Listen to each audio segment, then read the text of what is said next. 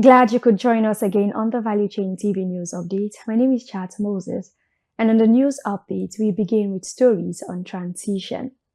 The new chairman of the Society of Petroleum Engineers, SPE, Section 199 Abuja, Dr. Ikechukwu Stanley Okafor, has chosen inspiring a culture of excellence in Section 199 as the theme for his administration.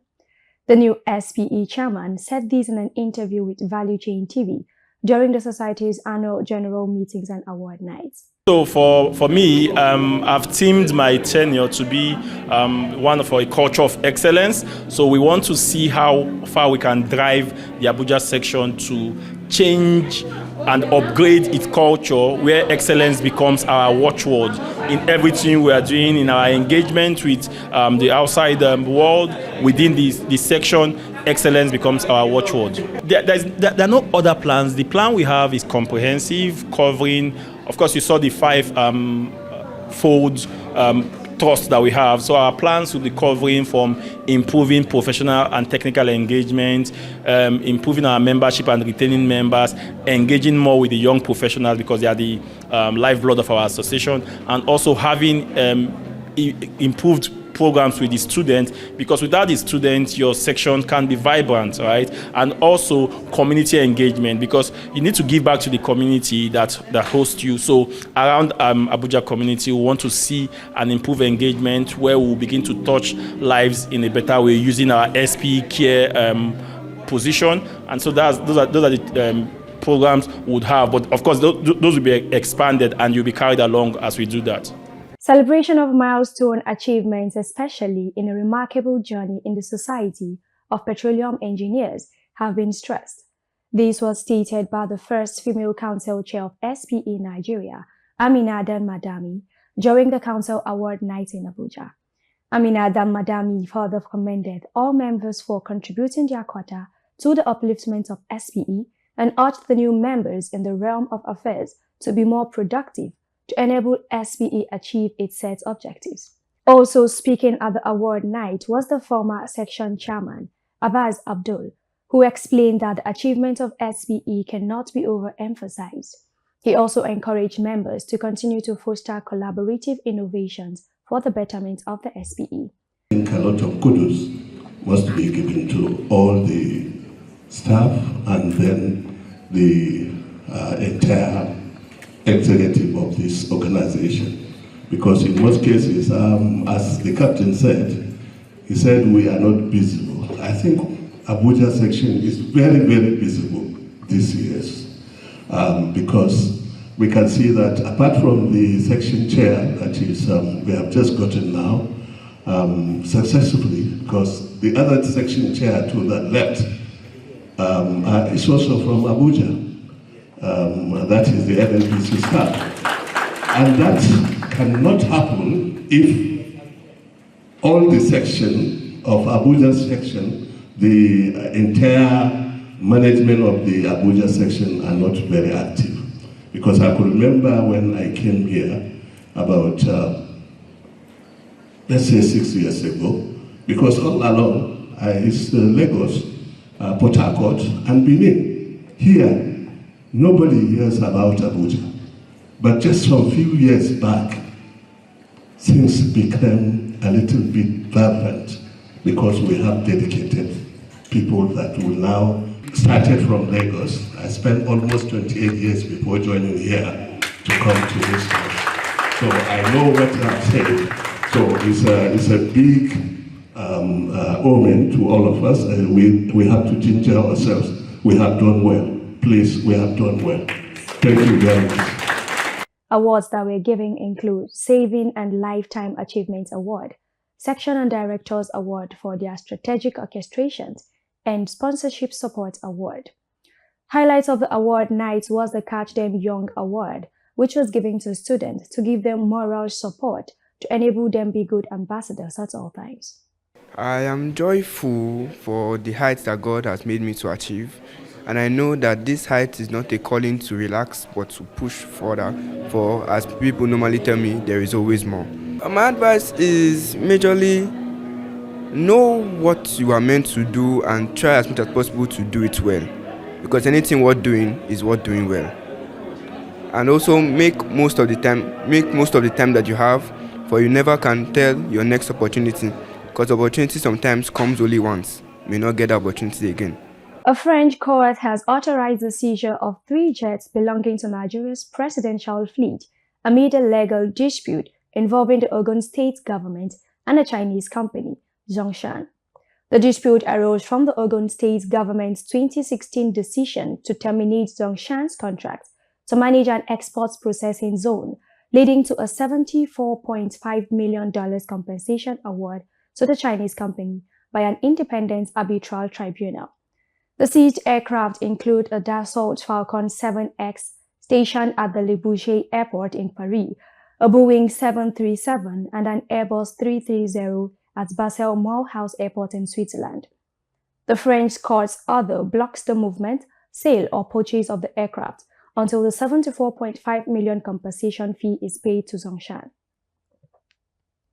The Nigerian Association of Resident Doctors, NARD, has threatened to embark on a nationwide strike if their abducted colleague, Ganiyat Polola, is not free by August 26.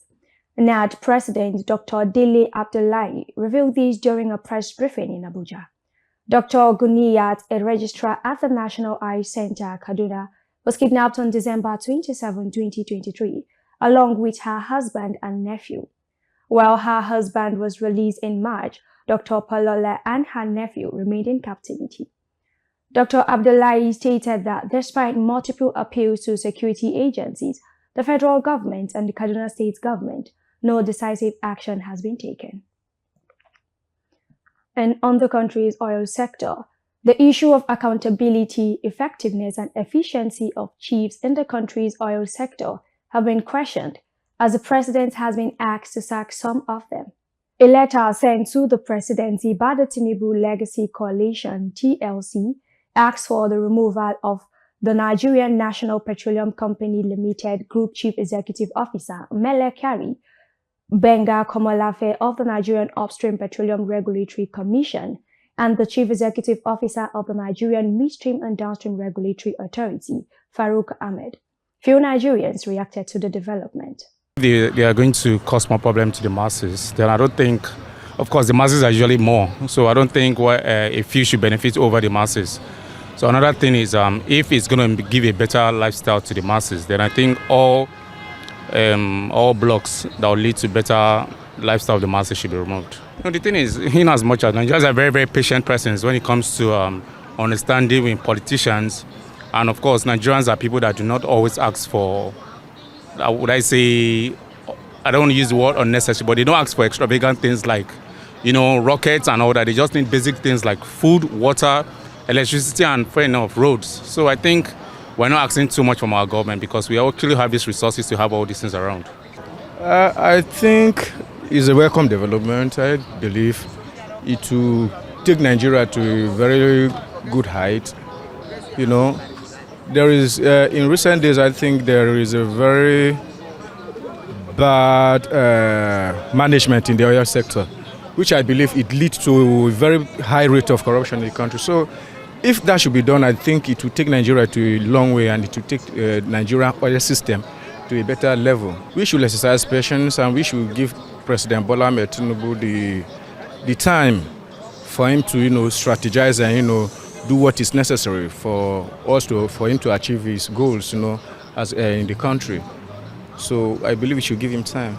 The House of Representatives Special Committee on Crude Oil Theft has constituted a subcommittee to separately investigate the viability of Molecular Power System (MPS) oil theft detection system. Committee Chairman Al-Hassan Adodogwa announced this during a hearing at the National Assembly Complex in Abuja. Adalbio Gwejofor has the details. Adodogwa spoke through the lawmaker representing Jibia Keita Federal Constituency of Katsina State, Saida Soli, where he said it was also pertinent to carry out the probe due to the zero recovery recorded so far from the multi-million contract. He said the contract with a retainer fee of $5 million had not yielded anything. During the hearing, the committee engaged the Nigerian Maritime Administration and Safety Agency (NIMASA) on how to eradicate the prevalent oil theft in Nigeria. In the committee's separate engagement, the Economic and Financial Crimes Commission (EFCC) made a strong case for the establishment of specialized courts to try cases of those apprehended for oil theft and related crimes to ensure recoveries. For Value Chain TV, Edalbio Gwejo reporting. The Standard Organization of Nigeria (SON) and the Nigerian Midstream and Downstream Petroleum Regulatory Authority (NMDPRA) have partnered to unite and strengthen Nigeria's oil and gas sector. The deal was sealed by the Director General of SON, Dr. Ifeanyi Okeke, and the Chief Executive Officer of NMDPRA, Farouk Ahmed. The partnership focuses on ISO certification, synergy, and national development through interagency collaboration. The collaboration aims to standardize operations according to international best practices, with a strong emphasis on ISO certification and effective stakeholder engagement. The leaders expressed their commitment to driving national development through this strategic partnership. The federal government has introduced a mobile application, Mobilizer, designed to enable youth to report crimes and criminal activities from the safety of their homes. This was disclosed by the Director General of the National Orientation Agency, Isa Lanre Onilu, during a briefing with media executives and senior editors at the National Counter-Terrorism Center, NCTC, in Abuja. Represented by the DG, the Director of Press, Paul Edeniyi, highlighted that if youths were more aware of the various beneficial programs the government offers, they would be less likely to engage in violence and more inclined to participate in positive initiatives. And this ends the Value Chain TV News Update. I remain Chad Moses. Thanks for watching.